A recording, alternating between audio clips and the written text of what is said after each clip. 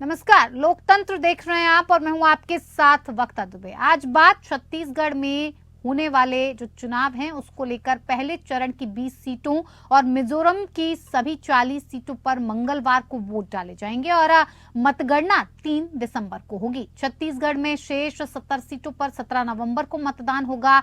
दोनों ही राज्यों में चुनावी घमासान अपने चरम पर है और जिन विधानसभा क्षेत्रों में कल वोट डाले जाएंगे वहीं प्रचार का शोर तो अब थम चुका है, लेकिन प्रत्याशियों की दिल की धड़कनें बढ़ी हुई हैं। जनता किसे सेलेक्ट करेगी और किसे रिजेक्ट, हर दल और उनके प्रत्याशियों को यही चिंता सता रही है। और इस बीच जनता किस मुद्दे पर अपना फैसला सुनाएगी, ये भी बड़ा सवाल है। तो आइए एक नजर डालते हैं चुनाव प्रचार के दौरान उठाए गए मुख्य और प्रमुख मुद्दों पर। साथ ही साथ इस पूरे विषय पर अच्छे से चर्चा करेंगे, खास मेहमान जुड़ेंगे। उससे पहले आप ये रिपोर्ट देखिए।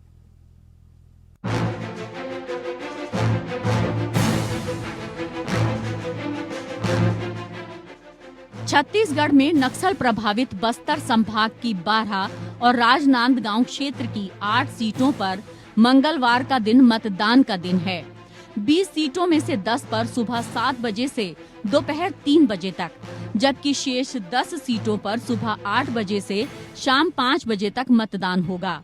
पहले चरण की 20 सीटों पर कुल 223 उम्मीदवार मैदान में हैं। मुख्य मुकाबला सत्तारूढ़ कांग्रेस और बीजेपी में है। पहले चरण में 40,78,681 मतदाता 5,304 केंद्रों पर मताधिकार का इस्तेमाल करेंगे। पहले चरण में 40,78,681 मतदाता 5,304 केंद्रों पर मताधिकार का इस्तेमाल करेंगे। प्रधानमंत्री नरेंद्र मोदी, केंद्रीय गृह मंत्री अमित शाह और कांग्रेस के पूर्व अध्यक्ष राहुल गांधी सहित कई दिग्गज नेताओं ने राज्य में धुआंधार प्रचार किया। प्रचार के दौरान पीएम मोदी समेत बीजेपी ने सट्टेबाजी ऐप घपले के बहाने मुख्यमंत्री भूपेश बघेल और कांग्रेस पर निशाना साधा, तो कांग्रेस ने केंद्रीय एजेंसियों के दुरुपयोग को मुख्य मुद्दा बनाया। छत्तीसगढ़ की भूपेश बघेल सरकार किसानों की कर्ज माफी, गोधन न्याय योजना से गोबर गोमूत्र की खरीदी, वनोपज खरीदी, राजीव गांधी किसान न्याय योजना, पुरानी पेंशन योजना, बेरोजगारी भत्ता, बिजली बिल हाफ, राजीव गांधी युवा मितान क्लब, मुख्यमंत्री हाट बाजार क्लिनिक, सुराजी गांव योजना, नरवा गरवा घुरवा बाड़ी जैसी योजनाओं के साथ चुनाव मैदान में उतरी। उधर बीजेपी ने मोदी सरकार की योजनाओं को जन जन तक पहुंचाकर समर्थन मांगा। इनमें प्रमुख रूप से महिलाओं को 33% आरक्षण, किसानों के खाते में प्रधानमंत्री किसान सम्मान निधि सीधे भेजने, उज्ज्वला गैस योजना, आयुष्मान भारत योजना, मोदी गारंटी मॉडल की सफलताएं प्रमुख रही हैं। वहीं मिजोरम में 40 विधानसभा सीटों के लिए 1276 मतदान केंद्र बनाए गए हैं। राज्य के 8,51,895 मतदाता 174 उम्मीदवारों की किस्मत का फैसला करेंगे। राज्य में Mizo nation front, Zoram people's movement, Congress और बीजेपी के बीच मुख्य मुकाबला है। मिजो जोरम और कांग्रेस ने अभी 40 जबकि बीजेपी ने 23 सीटों पर अपने उम्मीदवार खड़े किए हैं। आम आदमी पार्टी ने भी राज्य में 4 सीटों पर प्रत्याशी उतारे हैं। 2011 की जनगणना के अनुसार मिजोरम की 87% आबादी ईसाई है। शांतिपूर्ण चुनाव के लिए केंद्रीय सशस्त्र पुलिस बल और राज्य पुलिस को भी सभी निर्वाचन क्षेत्रों में तैनात किया गया है। चुनाव में मणिपुर हिंसा का भी असर देखने को मिलेगा। Bureau report.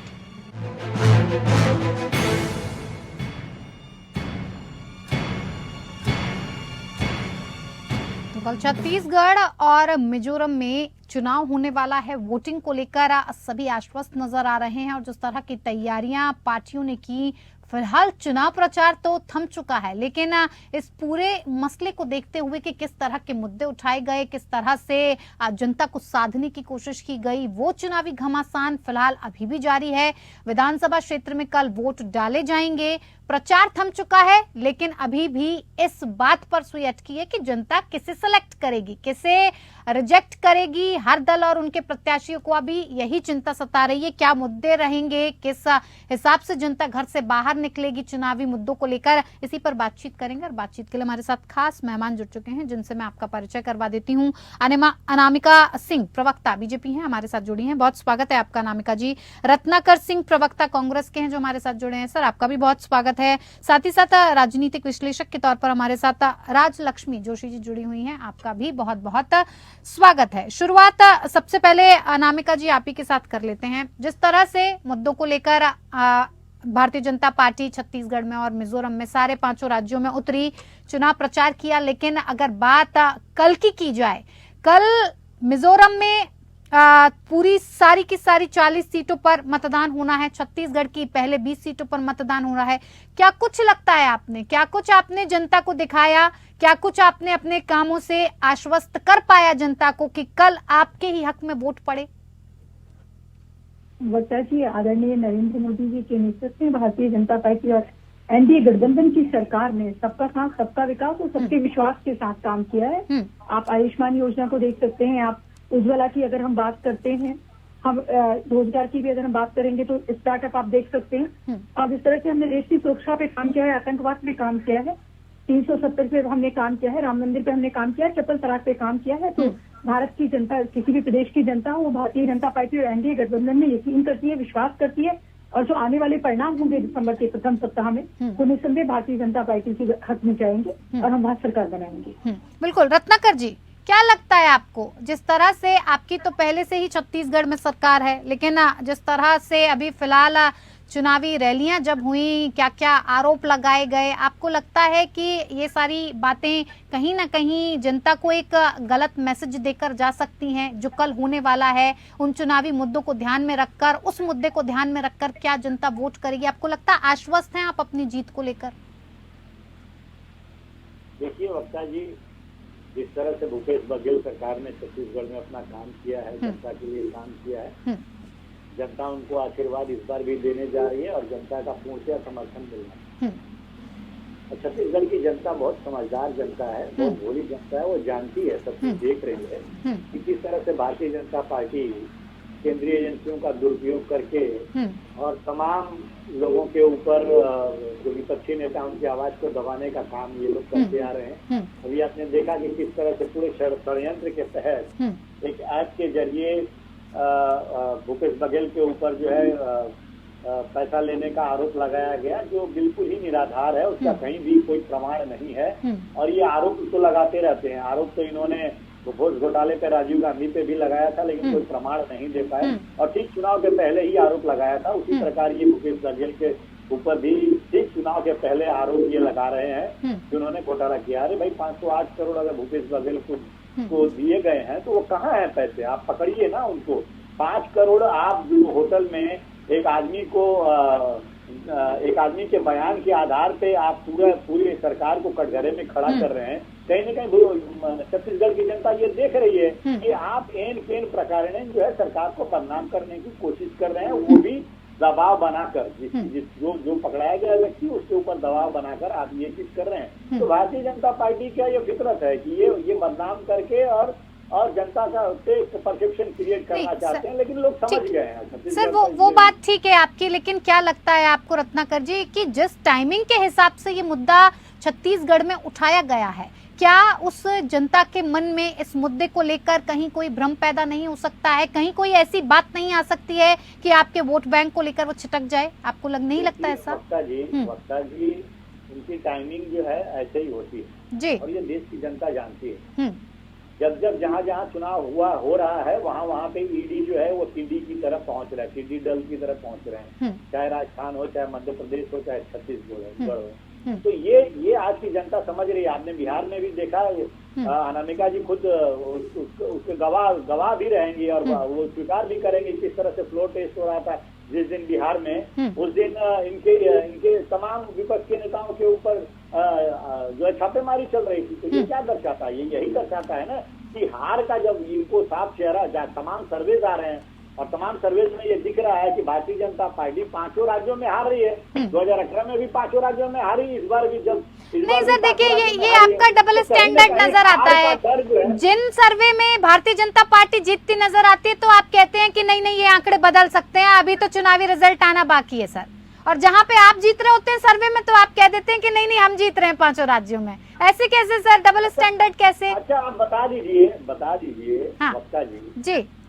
देखिए हर चैनल का अपना एक मानदंड होता है और मापदंड होता है, ठीक है। अपने मानदंड और मापदंड के आधार पे वो सर्वे करते हैं और बताते हैं, लेकिन इनके इंटरनल सर्वे की बात कह रहा हूँ। भारतीय जनता पार्टी खुद का भी इंटरनल सर्वे आता है इनका, और इनके इंटरनल सर्वे से ये साफ इनको जाहिर हो चुका है कि ये 5 राज्यों में ये पूरी तरह हार रहे हैं। 2018 में भी हारे, ठीक है, लेकिन ऑपरेशन लोटस के तहत मध्य प्रदेश में इन्होंने सरकार बना ली, लेकिन तब मोदी जी की मोदी मैजिक चल रहा था, सब लोग बोल रहे थे मोदी मैजिक, लेकिन इस बार तो ये इनको कैंडिडेट नहीं मिल रहे हैं और ये सांसदों इस बार भी चल गया मोदी मैजिक, मंत्रियों को चुनाव लड़ रहे हैं। इस बार भी चल गया मोदी मैजिक। तब रत्नाकर जी 3 तारीख को मैं आपके सामने ही रहूंगा, ठीक है, आप देख लीजिएगा। अनामिका जी, में एक भी राज्य भारतीय जनता पार्टी नहीं जीतेगी वक्ता जी, आज मैं लिख कर देता हूं और 3 तारीख को भी हम डिबेट करेंगे, बिल्कुल सर, चर्चा करेंगे, बिल्कुल सर। 5 राज्यों में इनका टुकड़ा साफ होने वाला है। ठीक है रत्नाकर जी।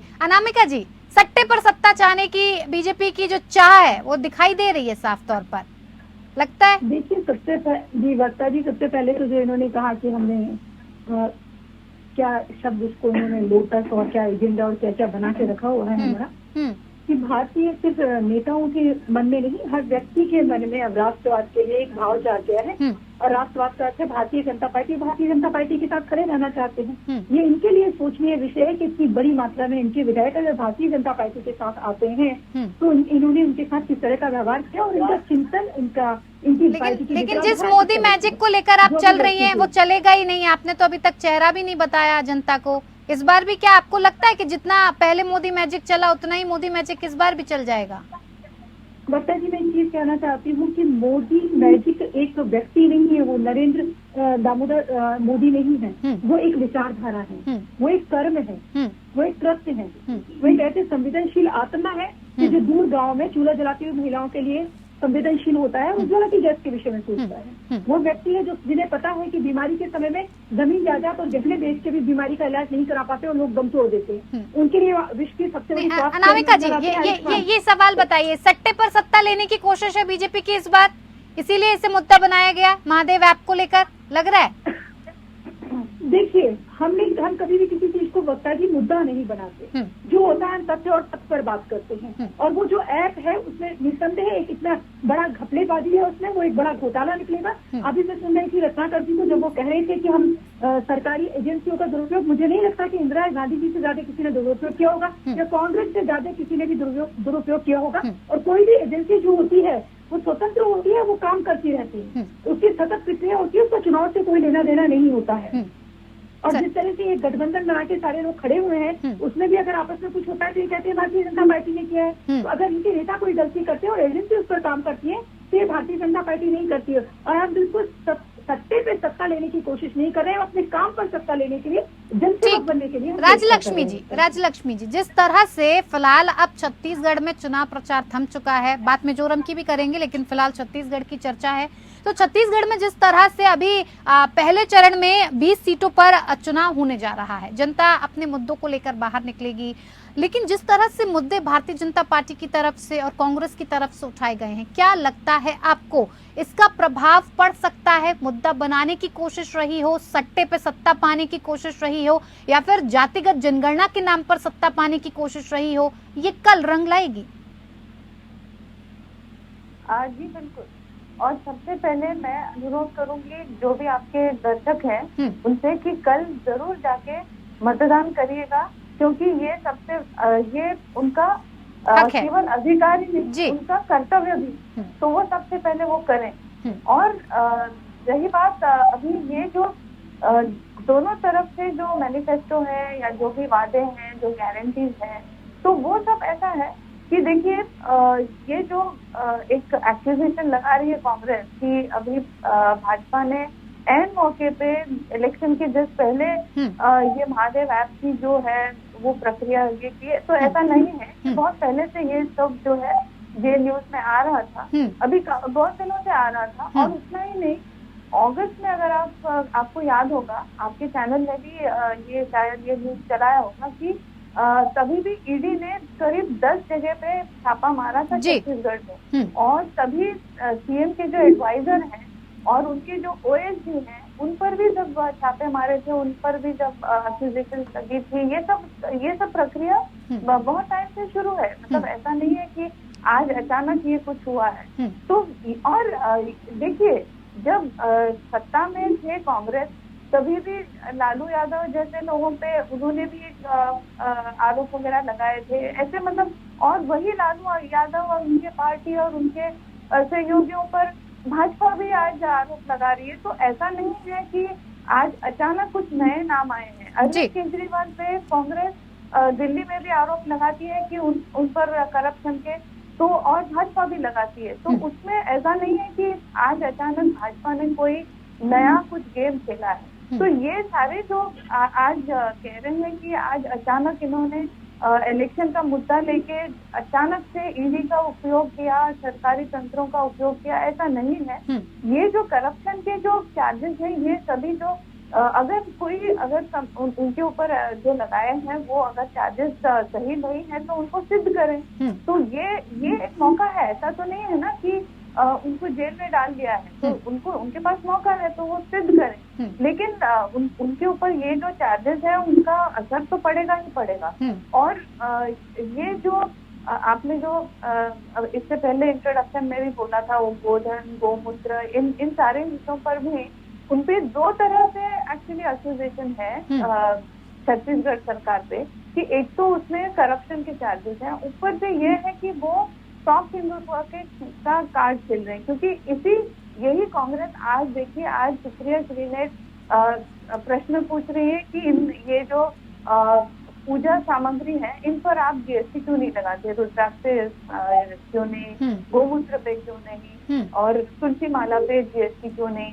तो ये चाहते हैं कि ये मतलब ये जो सनातनी जो भी पूजा विधि है इन पर लोगों को जीएसटी भरनी पड़े, और यही लोग कहते हैं कि हम आपके लिए गोमूत्र, गोधन और ये सब करके दे रहे हैं। तो ये जो है, तो ये सब जो है वो उनके खिलाफ भी जाता है, और उनको वो थोड़ा सा उनका जवाब देना उनके लिए मुश्किल भी पड़ेगा। क्योंकि एक तरफ वो सनातनी नहीं होने का भी दावा करते हैं, और फिर वो सनातनी कार्ड भी खेलते हैं, हिंदू कार्ड भी खेलने की कोशिश करते हैं। राजलक्ष्मी जी, लेकिन ठीक है, ये लगता है कि ये एक plus point Bharatiya Janata party के लिए साबित हो सकता है। लेकिन बात अगर कांग्रेस की जाए तो कांग्रेस का भी सबसे बड़ा मुद्दा जो 5 राज्यों की बात की जाए, 5 राज्यों में रहा है कि जातिगत जनगणना कराई जाएगी। और जाति को साधने के लिए, एक वर्ग को साधने के लिए जब इस तरह का मुद्दा सामने आता है या कोई ऐसा दाव खेला जाता है तो कहीं ना कहीं उसका असर दिखाई देता है। आपको लगता है छत्तीसगढ़ पर इसका असर दिखाई देगा? ऐसा तो नहीं लग रहा मुझे आज, क्योंकि देखिए, जब टिकट दिए गए तब ऐसा तो नहीं हुआ कि ये जो जाति जनगणना की बात कर रहे हैं, तो जिस सोच से लेकर या फिर जो भी वो दावे कर रहे हैं कि हम इनको, इस वर्ग को हम ज्यादा कुछ बेनिफिट देंगे, तो ऐसा तो नहीं हुआ कि उस वर्ग को उन्होंने ज्यादा टिकट दिए। मैं ये नहीं कह रही हूँ कि देना चाहिए या नहीं देना चाहिए, मैं कह रही हूँ कि उनका दावा ये है कि उनको ज्यादा फायदा होना चाहिए, लेकिन उन्होंने ऐसा किया नहीं। टिकट बांटने में तो उन्होंने ऐसा कुछ किया नहीं। टिकट बांटने में या तो सही उतने ही परसेंटेज रही है बीजेपी और कांग्रेस की, और कुछ स्टेट्स में और कुछ जगहों पे तो बीजेपी ने ओबीसी को ज्यादा टिकट दिए हैं। तो फिर ये उनका जो दावा है कि हम ओबीसी के लिए हम ज्यादा कर रहे हैं, तो ये बात तो उनके ये इस विषय में तो ये खरी उतरी नहीं है। और रही वुमेन रिजर्वेशन के बात की भी, तो उन्होंने ये भी तो नहीं है कि उन्होंने ज्यादा महिलाओं को टिकट दिया है। तो ये जो भी मुद्दे वो उठा रहे हैं तो उसपे वो लोग खुद खरे नहीं उतरे हैं। और गारंटीज की भी बात अगर आप देखते हैं तो फिर जो अभी आज जो वो गारंटीज दे रहे हैं वहाँ पर, तो वही गारंटीज उन्होंने कर्नाटका में भी दिए थे। और आज देखिए कि तेलंगाना में लोग प्रोटेस्ट कर रहे हैं, वही कर्नाटका के लोग तेलंगाना में जाके प्रोटेस्ट कर रहे हैं कि आपने ये गारंटीज हमारे यहाँ पर तो आपने पूरे किए नहीं, आप यहाँ पर क्यों कर रहे हैं ये सब गारंटीज। तो उनको पहले वो सब प्रश्नों का उनको जवाब देना पड़ेगा, तब जाकर वो गारंटीज पर लोग उनका विश्वास करेंगे। बिल्कुल। तो ये एक उनके खिलाफ जाता है ये सारा। उससे ज्यादा ओबीसी सांसद हमारे पास। ठीक है, लेकिन देखिए अगर मिजोरम ज्यादा केंद्रीय मंत्री ओबीसी हैं। ठीक है अनामिका जी, अगर मिजोरम की बात की जाए तो कल वहां पर भी सभी 40 विधानसभा सीटों पर चुनाव होने वाला है। मिजोरम में इस वक्त सबसे बड़ा मुद्दा जो आपके खिलाफ जाता दिख रहा है, और ये उठेगा भी, बहुत ज्यादा मात्रा में इसे उठाया जा सकता है, मणिपुर के मुद्दे को लेकर ये कल का चुनाव कहीं ना कहीं अटका नजर आ रहा है। क्या लगता है आपको? घोषणाएं तो पूरी की गई है, भगवा पार्टी सरकारी नौकरियां देगी, 33% आरक्षण देगी, असम के साथ सीमा का जो विवाद है उसे खत्म कर देगी, कांग्रेस की तरफ से भी कई दावे किए गए हैं, वो भी मैं बताऊंगी, लेकिन आपको लगता है ये जो मणिपुर का मुद्दा फंसा हुआ है, कहीं ना कहीं आप मिजोरम में कमजोर पड़ सकते हैं? डॉक्टर जी, मणिपुर का जो मुद्दा है, मैं एक बात कहना चाहूंगी कि लंबे समय तक 7 दशकों तक जो भी घुसपैठियों के खिलाफ अपने तुष्टीकरण के वोट लेने के लिए कांग्रेस ने कभी भी घुसपैठियों के खिलाफ कोई भी कठोर कानून नहीं बनाया, और उसी का नतीजा है। अगर आप सुनेंगे मणिपुर के लोगों की, अगर आप बात सुनेंगे तो वो ये बात आपको कहते हुए पाए जाएंगे कि रातों रात नए गांव खड़े हो गए वहाँ पर। और वो कौन थे? वो रोहिंग्या शरणार्थी थे जो रातों रात जिन्होंने नए गांव खड़े कर दिए, और 70 साल तक उनको बताया जाता रहा अलग अलग पूरा। अगर आप गौर करेंगे तो आप देखिए भारत के सारे बॉर्डर पर, बहुत महत्वपूर्ण बात मैं कहना चाह रही हूँ आपके चैनल के माध्यम से, देश में एक पूरा कट्टरपंथी इस्लामिक कॉरिडोर बना दिया गया है। आप पूर्व से पश्चिम तक चले जाइए, उसी का नतीजा है कि मणिपुर हिंसा में चला। एक विषय। दूसरे विषय मैं ये कहना चाहती हूँ यहाँ बैठकर कि मणिपुर की बात हो या मिजोरम की बात हो, आज हर व्यक्ति ये समझ चुका है कि पूर्वांचल में कितना ज्यादा विकास आदरणीय नरेंद्र मोदी जी ने। लेकिन क्या है ना नामिका जी, मणिपुर हिंसा के असर की वजह से मिजोरम मणिपुर से जाकर 13,000 लोग बस गए। कहीं ना कहीं इस बात को भी मिजोरम देख रहा है, और कहीं ना कहीं इस बात का असर भी पड़ता नजर आ रहा है कि जिस तरह से भारतीय जनता पार्टी ने मणिपुर हिंसा को लेकर स्टैंड नहीं उठाया, कहीं ना कहीं बहुत ढीली नजर आई। आप पर फर्क पड़ता नजर आ रहा है? नहीं बता जी, ये सबसे पहले तो मैं क्षमा चाहती हूँ, आपकी इस बात से सहमत नहीं हूँ कि हम ढीले पड़ते नजर आए। हर काम को करने का एक तरीका होता है। जब हमने 1970 भी किया था, आपको याद हो तो लालू प्रसाद यादव जी और सारे विपक्षी कहते थे कि खून की नदियां बह जाएंगी, ये हो जाएगा, भारत में गृह युद्ध छिड़ जाएगा, और एक चीटी भी नहीं मिली। तो मेघालय की जिस तरह से मणिपुर की हिंसा में केंद्रीय हमारे गृह राज्य मंत्री जी ने अपनी समझ सूझबूझ के हिसाब से वहाँ जो करना था वो किया। उन्हें सवाल ही नहीं होता, किसी भी माँ के लिए, पिता के लिए हर संतान बराबर होती है, और इतने संवेदनशील मुद्दे पे आदरणीय प्रधानमंत्री जी, इनके कहने से कुछ नहीं होता, विपक्ष के हर काम को करने का एक तरीका होता है वक्ता जी, और उस हिसाब से सारी चीजें की जा रही है। और अभी जो आगामी चुनाव पूर्वोत्तर में, उसमें वहाँ की जनता को ये बात पता है कि प्रधानमंत्री जी पूर्वोत्तर को लेकर बहुत जागरूक है, संवेदनशील है, और वो बहुत दायित्व के साथ उसको देख रहे हैं। तो वहाँ पर हमारी जितनी सीटों पर हमारे उम्मीदवार खड़े हुए हैं, हम वहाँ पर जीत हासिल करेंगे। मैं आपके चैनल के माध्यम से बहुत पुख्ता तरीके से बात रत्नाकर जी, किसी भी तरह का तुष्टीकरण काम नहीं करता। ठीक है रत्नाकर जी, कांग्रेस ने भी 1 लाख नौकरी देने का वादा किया, 15 लाख का स्वास्थ्य बीमा कवर देने का बात किया, लेकिन आपको क्या लग रहा है मिजोरम में आपकी स्थिति कितनी मजबूत है?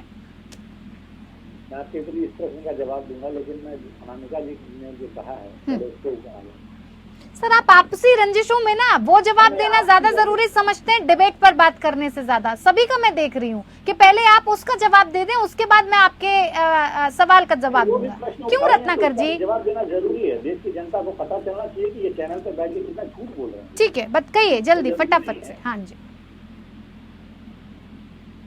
देखिए प्रधानमंत्री जी राजस्थान में गए थे और ये कम्युनल मुद्दा उठाने में ये लोग विश्वास, आप वहाँ पे गए और कम्युनल मुद्दा उठाए और एक डायरी लेकर लाल पीली नीली डायरी दिखा रहे थे और बोल रहे थे कि सारे रहस्य इसमें छुपे हुए। नहीं वो डायरी आपने जांच कराई क्या? इसको अंदर किया आपने? उसी तरह से ये महादेव ऐप लेकर आए हैं कोई और वो हल्ला कर रहे हैं कुछ दिन से। उसके बाद अभी मैं पूछना चाहता हूँ यहीं पे चैनल से, आप इतना लेट क्यों, इतना विलंब क्यों किए? आप 1.5 साल के बाद ऐप के बैन कर रहे हैं आप लोग। इसके पहले क्या आप सो रहे थे क्या? आपको अब जाके चुनाव के समय पता चला कि इसमें जो है मनी लॉन्ड्रिंग हो रही है? ये सारी सर इस पे जवाब ले लिया है, वही बातें ना दोहराएं। इस पे मैंने जवाब ले लिया और बातचीत हो गई है सर। अरे सुन लीजिए सर मिजोरम के बारे में बात करते हैं, छत्तीसगढ़ की बात हो चुकी है। मैं आ रहा हूँ मैडम, आप एक बार वक्ता जी मेरी बात पूरी हो जाए। ठीक है, कहिए सर। मुद्दे पे ये बात कह रही थी, कि वही देश के प्रधानमंत्री नरेंद्र मोदी जी हैं, जो विपक्ष चिल्ला रहा है, कह रहा है कि मणिपुर जल रहा है, हमारी बेटियों की इज्जत, बहन बेटियों की इज्जत तार तार की जा रही है। वहाँ के मुख्यमंत्री स्वयं कह रहे हैं चैनल से कि ऐसी घटनाएं एक नहीं सैकड़ों हो चुकी हैं। फिर भी प्रधानमंत्री जी अपील नहीं करते हैं मणिपुर में। एक बार भी संवेदनशील मुद्दा कह रही है हमारी बहन, कैसी संवेदनशील मुद्दा है, प्रधानमंत्री जी हर चीज में ब्रांड बन चुके हैं, ये बन चुके हैं, भगवान सिर्फ नहीं है बाकी सब कुछ है, तो ये क्यों नहीं अपील की? और आज भी मणिपुर जल रहा है, केंद्रीय वहाँ के मंत्रियों के और विधायकों के घर जो लूटे जा रहे हैं, आज भी स्थिति कंट्रोल में नहीं है। और दूसरी चीज मैं आज की परिस्थिति बता दूं वहाँ पे कि मणिपुर में और मिजोरम में क्या परिस्थिति है। मिजोरम में आज की परिस्थिति ये है कि वहाँ का निर्वर्तमान मुख्यमंत्री वो नहीं चाहता कि प्रधानमंत्री नरेंद्र मोदी जी के साथ सीट शेयर करे किसी भी मंच पे। उसका कारण यही है कि प्रधानमंत्री नरेंद्र मोदी जी मिजोरम हो या मणिपुर हो या उत्तर जितने भारत के राज्य हैं, उन सारे राज्यों पे लुक पॉलिसी तो अपनाते हैं, लेकिन काम करने के लिए कुछ नहीं करते हैं, जिसका खामियाजा वहाँ की जनता भुगत रही है। ये साफ दर्शाता है। आपकी क्या स्थिति है मिजोरम में? मंच शेयर करने से वहाँ पे इतरा रहा है। आपकी क्या स्थिति है मिजोरम में? मिजोरम में हम निश्चित रूप से फाइट में है, निश्चित रूप से हम फाइट में है। वहाँ पे हम मिजो नेशनल फ्रंट भी तो है, बीजेपी तो चलिए छोड़ दीजिए, कहीं मणिपुर मुद्दे को लेकर आप उसे कमजोर समझ रहे हैं, लेकिन आपके सामने तो मिजो नेशनल फ्रंट भी है ना। निश्चित रूप से तमाम पार्टियां हैं, हम अपने विचारधारा से अपने जो एजेंडा है के तहत जो है लोगों के पास जा रहे हैं और उनको बता रहे हैं कि हमारी सरकार आएगी तो हम क्या उनके लिए बेहतर कर सकते हैं। तो ये सारी चीजें तो वहाँ का संगठन जो है कर रहा है। और छत्तीसगढ़ में की बात हुई है, क्या लगता है आपको कौन किस पर भारी पड़ता नजर आ सकता है? क्योंकि ये कहीं ना कहीं गुट लगता हुआ नजर आ रहा है, क्योंकि मिजो नेशनल फ्रंट भी है, भारतीय जनता पार्टी भी सामने है और कांग्रेस भी सामने है। और साफ तौर पर मिजो नेशनल के जिसकी पार्टी की अभी सरकार है, वहां के मुख्यमंत्री साफ तौर पर कह चुके हैं वो किसी भी तरीके का समझौता नहीं करेंगे। ऐसे में नॉर्थ ईस्ट की अगर तरफ हम देखें तो कितने दलों का कितना प्रतिशत आपको लगता है कि मिजोरम पर इनका असर हो सकता है?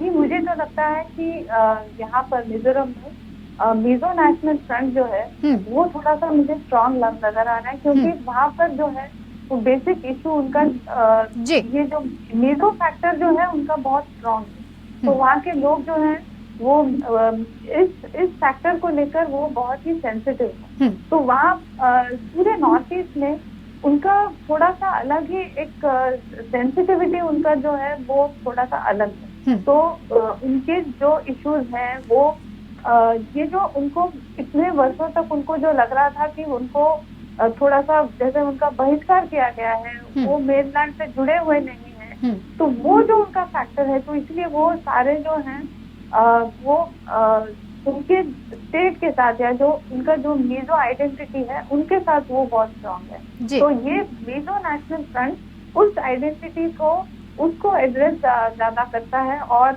उसी के चलते वो थोड़ा सा आज स्ट्रॉन्ग नजर आ रहा है वहाँ पर। और इसके अलावा जो है अभी उधर आपने जैसे कहा कि ये जो मणिपुर में जो हिंसा हो रही थी उसके बहुत सारे रेफ्यूजीज मिजोरम में भी चले गए हैं और उनके सिर्फ अभी नहीं, वो अभी बहुत टाइम से उनको वो एक फैक्टर भी बहुत टाइम से उनको उसका सामना करना पड़ रहा है। और वो भी एक फैक्टर हो सकता है कि पिछले बार 2018 में उन्होंने कांग्रेस को बाहर किया था।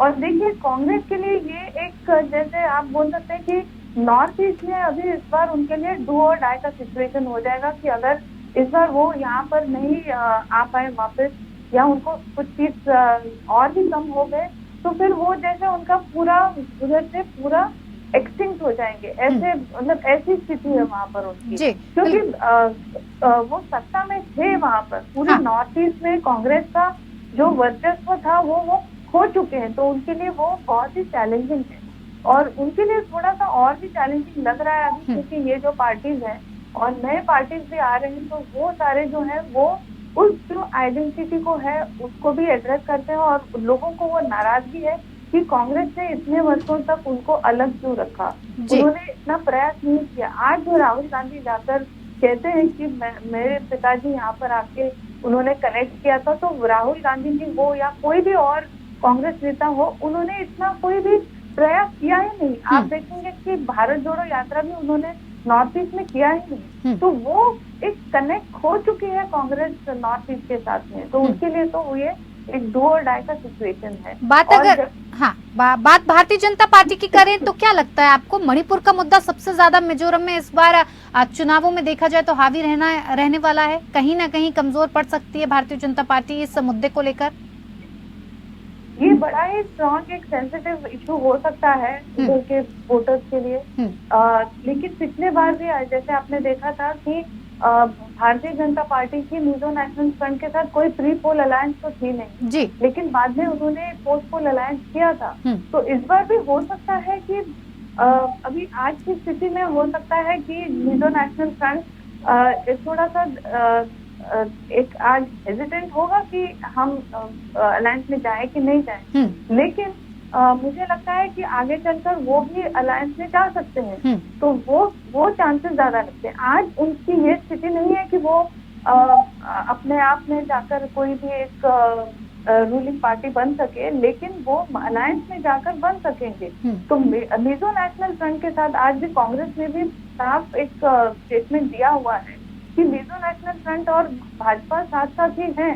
तो भले उन्होंने वो ट्रिपल अलायंस नहीं भी किया होगा, लेकिन फिर भी मुझे लगता है कि आगे जाकर वो साथ में जा सकते हैं और उनका चांस थोड़ा ज्यादा लगता है। अनामिका जी, क्या लगता है आपको, मिजो नेशनल फ्रंट ने जिस तरह से मुख्यमंत्री ने साफ तौर पर इस बात को जाहिर किया कि वो किसी भी तरह से केंद्र में बनी हुई सरकार के साथ, यानी कि मोदी सरकार के साथ कोई मंच साझा नहीं करना चाहते, किसी तरह का गठबंधन नहीं करना चाहते, क्या लगता है आपको अभी की बात दूसरी है, चुनाव के बाद ये स्थिति बदल सकती है? और अगर मिजो नेशनल फ्रंट की तरफ से आपके पास किसी भी तरह की कोई सूचना आती है या फिर किसी तरह का ऑफर या किसी भी तरीके की कोई गठबंधन की बात की जाती है, तो भारतीय जनता पार्टी का रुख क्या होगा?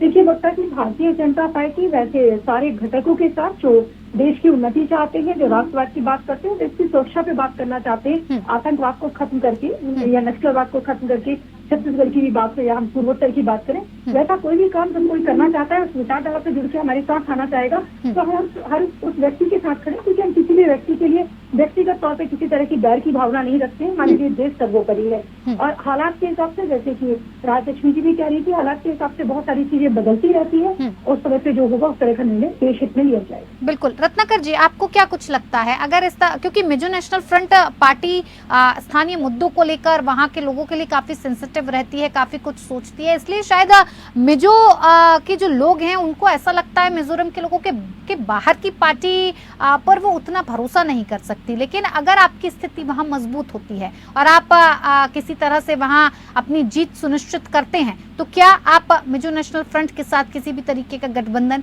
या फिर किसी भी तरह से उसके साथ आगे बढ़ने की चेष्टा करेंगे? क्या कुछ आपकी रणनीति रहेगी इसको लेकर? वक्त जी देखिए, मिजो नेशनल फ्रंट जो है निश्चित रूप से वहाँ पे स्ट्रांगली जो है लड़ाई लड़ रहा है और हम भी अपना वहाँ पे लड़ाई लड़ रहे हैं। 2018 से पहले भी हमारी सरकार थी, तो हमारा एक अच्छा खासा वोट बैंक है।